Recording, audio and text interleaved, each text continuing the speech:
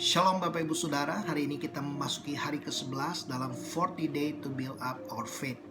Hari ini saya mau sharing tentang unshakable faith, iman yang tidak tergoncangkan. Bapak Ibu Saudara, apakah kita memiliki iman yang tidak tergoncangkan di tengah goncangan, di tengah badai, di tengah krisis, di tengah persoalan, kesulitan yang sedang kita alami hari-hari ini? Hari ini kita akan belajar dari seorang pribadi di dalam firman Tuhan. Pribadi ini dia mengalami goncangan di dalam ekonomi, goncangan di dalam keluarga, goncangan di dalam kesehatannya. Tetapi dalam semua goncangan yang ia hadapi, ia tetap percaya kepada Tuhan, ia tetap menyembah, ia tetap bersyukur, memuji Tuhan, ia tetap bertekun dalam kesalehannya, imannya tidak menjadi lemah, imannya tidak tergoncangkan. Pribadi ini bernama Ayub. Di dalam Ayub pasal yang pertama dikatakan ada seorang laki-laki di tanah Uz yang bernama Ayub.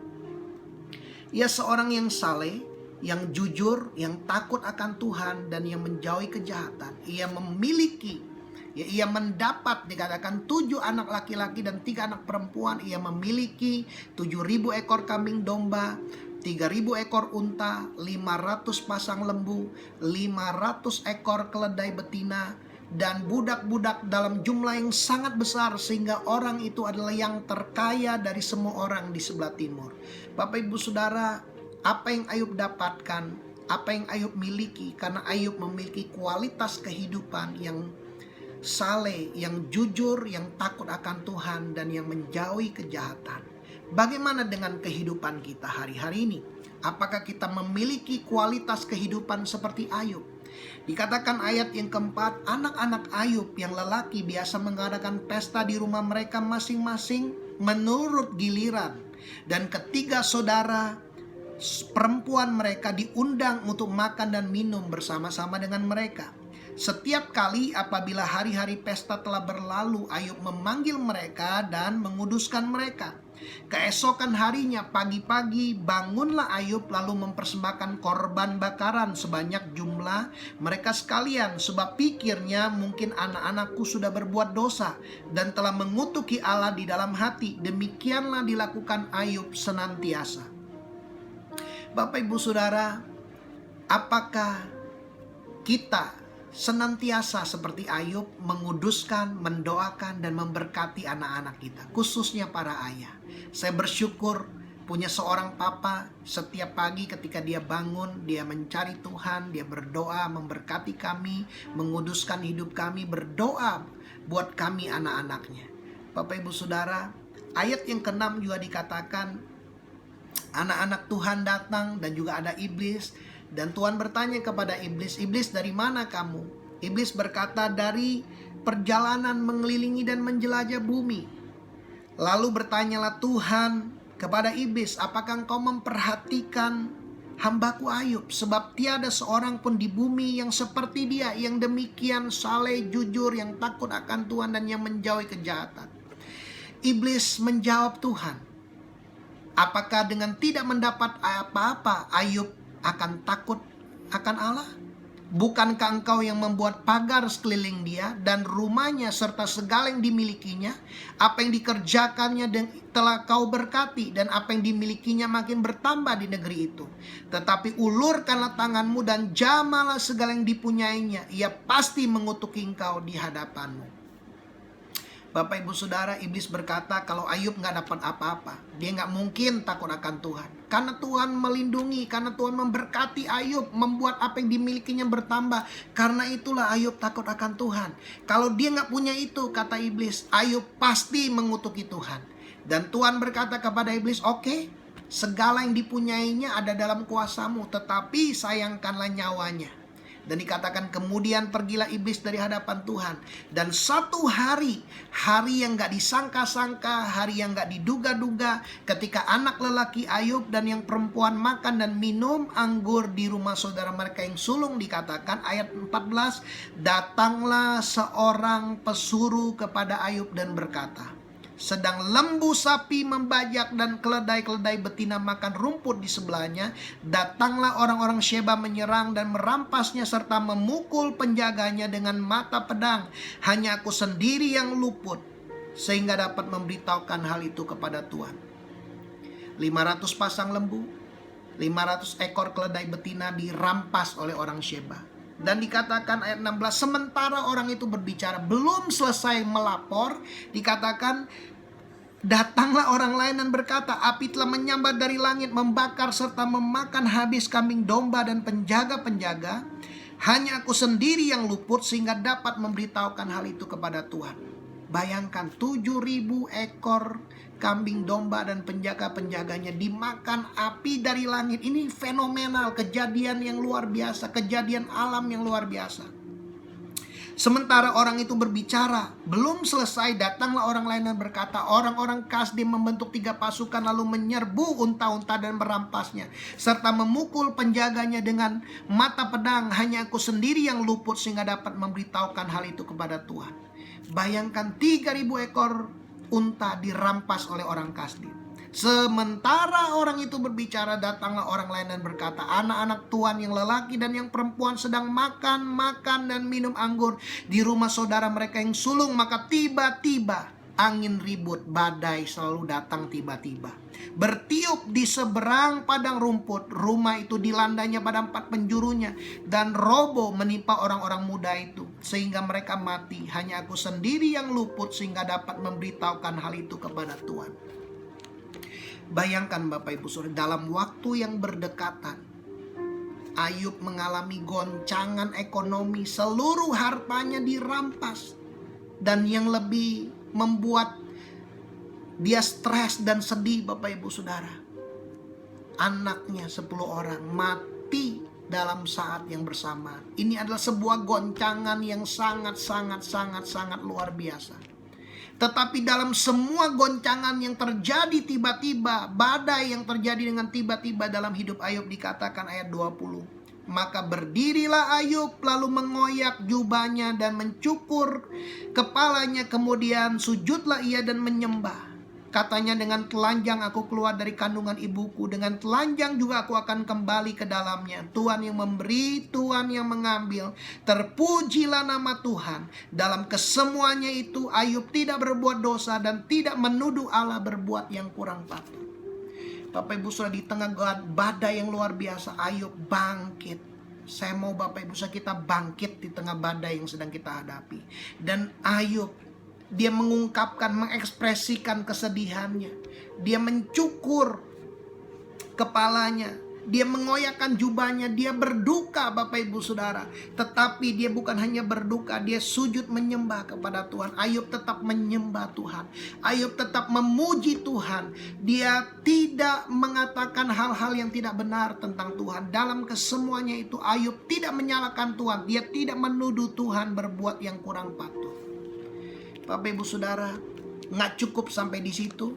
Ketika hal yang sama terjadi, anak-anak Tuhan datang dan iblis juga ada hal yang sama. Tuhan tanya iblis, ngapain kamu? Iblis berkata, dari menjelajah dan mengelilingi bumi. Dan Tuhan berkata seperti ini, ayat yang ketiga, Ayub pasal 2. Apakah engkau memperhatikan hambaku Ayub? Sebab tiada seorang pun di bumi seperti dia, yang demikian saleh dan jujur, yang takut akan Tuhan dan menjauhi kejahatan. Ia tetap tekun dalam kesalehannya, meskipun engkau telah membujuk aku melawan dia untuk mencelakakannya tanpa alasan. Bapak Ibu Saudara, Tuhan sekali lagi memuji Ayub. Ayub tetap tekun dalam kesalehannya, sekalipun ia mengalami hal-hal badai goncangan yang luar biasa. Iblis berkata kepada Tuhan, kulit ganti kulit, orang akan memberikan segala yang dipunyainya ganti nyawanya. Tetapi ulurkanlah tanganmu dan jamalah tulang dan dagingnya, ia pasti mengutuki engkau di hadapanmu. Maka firman Tuhan kepada iblis, nah ia dalam kuasamu, hanya sayangkan nyawanya. Bapak Ibu Saudara, tujuan iblis lewat penderitaan, lewat ujian yang kita alami, iblis mau kita menyalahkan Tuhan. Iblis mau kita bersungut-sungut. Iblis mau kita menjadi lemah imannya. Tetapi tujuan Tuhan mau kita menjadi kokoh imannya. Tuhan mau kita tetap kuat. Tuhan mau kita tetap percaya kepada Tuhan. Dikatakan kemudian iblis pergi dari hadapan Tuhan. Lalu ditimpanya Ayub dengan bara yang busuk dari telapak kakinya sampai ke batu kepalanya. Lalu Ayub mengambil sekeping beling untuk menggaruk-garuk badannya sambil duduk di tengah-tengah abu. Bapak ibu saudara, penyakit bukan dari Tuhan, penyakit datangnya dari si jahat. Ayub diberikan tula, bara dikatakan, sehingga dia menggaruk-garuk badannya dengan beling. Ayub 7 ayat 5 dikatakan kulit Ayub menjadi keras lalu pecah.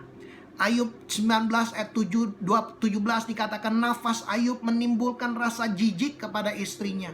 Bau membuat mual saudara-saudara sekandungnya. Ayub 30 ayat 30 dikatakan kulitnya menjadi hitam dan mengelupas dari tubuhnya. Tulang-tulangnya mengering karena dia mengalami demam. Bapak ibu saudara, itu hal yang luar biasa. Ayub mengalami kesesakan yang luar biasa. Dia mengalami goncangan ekonomi, kehilangan anak-anaknya, dan dia mengalami kesehatannya juga. Bara di sekujur tubuhnya Bapak ibu saudara. Bahkan ayat yang ke-9 Ayub 2 dikatakan istri Ayub berkata kepadanya, masih bertekunkah engkau dalam kesalehanmu? Kutukilah Allahmu dan matilah. Tetapi jawab Ayub kepadanya, engkau berbicara seperti perempuan gila. Apakah kita mau menerima yang baik dari Allah tetapi tidak mau menerima yang buruk? Dalam kesemuanya itu Ayub tidak berbuat dosa dengan bibirnya. Ayub menjaga perkataannya. Bapak ibu saudara, Ayub tidak menyalahkan situasi. Dia tidak menyalahkan kondisi. Ayub tidak menyalahkan orang lain. Ayub tidak menyalahkan Tuhan. Ayub tidak berbuat dosa dengan bibirnya. Ayub menjaga perkataannya di hadapan Tuhan, Bapak ibu saudara. Bahkan ketika orang yang paling dekat dengan dia, istrinya, menyuruh dia mengutuki Tuhan, Ayub berkata, bukankah kita hanya mau menerima yang baik aja dari Tuhan, sehingga kita gak mau menerima yang kurang baik? Ayub tetap bersyukur kepada Tuhan. Bapak ibu saudara, Ayub mengalami hal yang luar biasa. Di dalam Ayub 23 ayat 8 sampai ayat yang ke-10 dikatakan Ayub mencari Tuhan. Sesungguhnya kalau aku berjalan ke timur, ia tidak di sana. Atau ke barat, tidak kudapati dia. Di utara ku cari dia, ia tidak tampak. Aku berpaling ke selatan, aku tidak melihat dia. Sekalipun Ayub dalam pencariannya kepada Tuhan, dia tidak menemukan Tuhan. Di ayat yang ke-10 dia tetap berkata, karena ia tahu jalan hidupku. Ayub tetap mengakui bahwa Tuhan tahu jalan hidupnya. Seandainya Tuhan menguji dia, dia akan timbul seperti emas. Ayub percaya dia akan muncul seperti emas. Bapak ibu saudara, Ayub 38 ayat yang pertama dikatakan, maka dari dalam badai Tuhan menjawab Ayub. Orang-orang yang mencari Tuhan pasti menemukan Tuhan. Tuhan pasti menyatakan dirinya. Mari Bapak ibu saudara, di tengah badai yang kita sedang alami, mari kita mencari Tuhan. Tuhan mau menampakkan dirinya kepada Bapak ibu saudara di tengah badai yang kita alami. Akhirnya Ayub menjawab Tuhan di Ayub pasal 42. Dikatakan ayat yang kedua, aku tahu bahwa engkau sanggup melakukan segala sesuatu. Tidak ada rencanamu yang gagal. Ayub menyadari bahwa Tuhan sanggup melakukan segala sesuatu dalam kehidupannya. Tidak ada satupun rencana Tuhan dalam hidupnya yang gagal. Ayat yang kelima dikatakan, hanya dari kata orang saja aku mengenal engkau, tetapi sekarang mataku sendiri memandang engkau. Bapak ibu saudara, dalam badai yang dialami Ayub memandang Tuhan. Dia mengenal Tuhan lebih intim, lebih dekat, lebih personal Bapak ibu saudara. Ayat yang ke-10 dikatakan, lalu Tuhan memulihkan keadaan Ayub setelah ia meminta doa untuk sahabat-sahabatnya. Dan Tuhan memberikan kepada Ayub 2 kali lipat dari kepunyaan yang dahulu. Bapak ibu saudara, Tuhan mau memberkati kehidupan kita 2 kali lipat dari kehidupan kita yang dahulu. Dikatakan kemudian datanglah kepadanya semua saudaranya laki-laki dan perempuan dan semua kenalannya yang lama dan makan bersama-sama dengan dia di rumahnya. Mereka menyatakan turut berduka cita dan menghibur dia oleh karena segala malapetaka yang telah ditimpakan Tuhan kepadanya. Dan mereka masing-masing memberi dia uang 1 kesita dan sebuah cincin emas. Bapak ibu saudara, ada hal-hal yang luar biasa Ketika Bapak Ibu Saudara tetap bertekun dalam iman. Ayat 12 dikatakan Tuhan memberkati Ayub dalam hidupnya yang selanjutnya, lebih daripada hidupnya yang dahulu. Saya percaya dan berdoa Tuhan mau memberkati hidup Bapak Ibu Saudara yang selanjutnya lebih daripada hidupmu yang terdahulu. Ia mendapat 14.000 ekor kambing domba dan 6.000 unta, 1.000 pasang lembu dan 1.000 ekor keledai betina. Ia mendapat 7 orang anak laki-laki dan 3 anak perempuan, dan anak-anaknya perempuan diberinya nama Yemima yang kedua, Kesia yang ketiga, Keren Hapuk. Di seluruh negeri tidak terdapat perempuan-perempuan yang secantik anak-anak Ayub, dan mereka diberi ayahnya milik pusaka di tengah-tengah saudara-saudaranya laki-laki. Bapak Ibu Saudara, bukan hanya hidup Ayub yang dipulihkan, tetapi hidup istrinya dipulihkan, sehingga istrinya, Tuhan memberkati istri Ayub dan dia melahirkan 10 orang anak lagi Bapak Ibu Saudara, 7 laki dan 3 perempuan. Dan yang 3 perempuan Bapak Ibu Saudara punya nama Kesia, Yemima dan Keren Hapuk. Banyak hari-hari ini orang memberi nama anaknya wanita sesuai dengan nama anak Ayub. Bapak Ibu Saudara, apa yang Tuhan mau berkati hidup kita menjadi legacy buat banyak orang. Dan ayat yang berikutnya dikatakan Ayub masih hidup 140 tahun dan dia melihat anak-anak cucu-cucunya sampai keturunan yang keempat. Lalu Ayub mati tua dan lanjut umur. Bapak Ibu Saudara, dikatakan full of day. Kehidupan Ayub penuh dengan hal-hal yang luar biasa. Bapak Ibu Saudara, saya percaya orang yang mencari Tuhan tidak kehilangan sesuatu pun yang baik. Mari kita tetap di tengah situasi apapun yang kita sedang alami hari-hari ini, mari kita tetap percaya kepada Tuhan. Mari kita tetap menyembah Tuhan, memuji Tuhan, bersyukur kepada Tuhan. Tetap bertekun dalam imanmu, sebab ada hal-hal yang besar yang menantikan kita di balik badai ini. Ada hal yang luar biasa. Tuhan Yesus memberkati.